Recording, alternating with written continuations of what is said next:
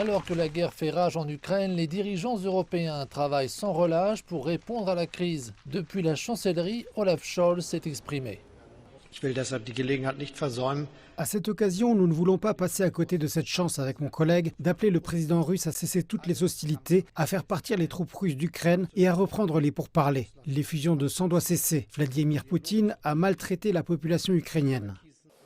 La mise en garde d'Olaf Scholz fait suite à son annonce historique dimanche de rompre avec de nombreuses doctrines de défense qui ont dominé l'agenda de la politique étrangère de Berlin au cours des dernières décennies. Berlin envoie maintenant des missiles anti-chars et lance-missiles Sol-Air Stinger à l'armée ukrainienne, tout en promettant à son armée une injection immédiate de 100 milliards d'euros, une somme impressionnante étant donné que le budget annuel de la défense n'était que d'environ la moitié de cette somme. Après des années de résistance aux pressions des alliés de l'OTAN pour augmenter les dépenses, le gouvernement d'Olaf Scholz annonce à présent que l'Allemagne s'engagera pleinement envers les objectifs de l'Alliance, avec 2% du PIB consacré chaque année à la défense.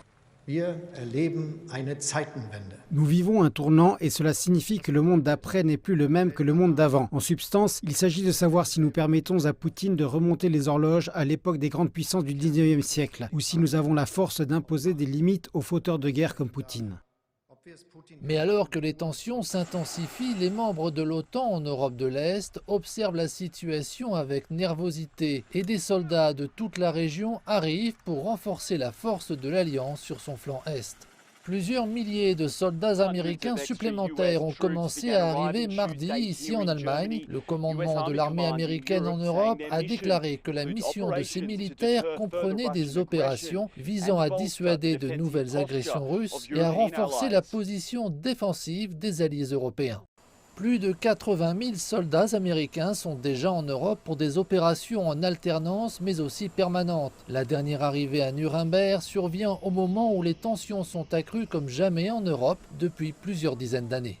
Donc la première phrase que je veux vous expliquer est tout d'abord plus forts ensemble. Nous sommes plus forts ensemble ici en Europe et dans l'alliance de l'OTAN. Nous sommes plus forts ensemble ici avec notre hôte allemand. Mais alors que l'OTAN promet la sécurité de ses membres, le bloc insiste sur le fait qu'il n'interviendra pas militairement en Ukraine, résistant ainsi aux appels de Kiev pour aider à introduire une zone d'exclusion aérienne au-dessus du pays. Washington et ses alliés craignent en effet qu'une telle décision, selon les termes du secrétaire général de l'OTAN, Jens Stoltenberg, ne provoque une spirale incontrôlable de la situation et ne se transforme en une guerre à part entière en Europe entre l'OTAN et la Russie.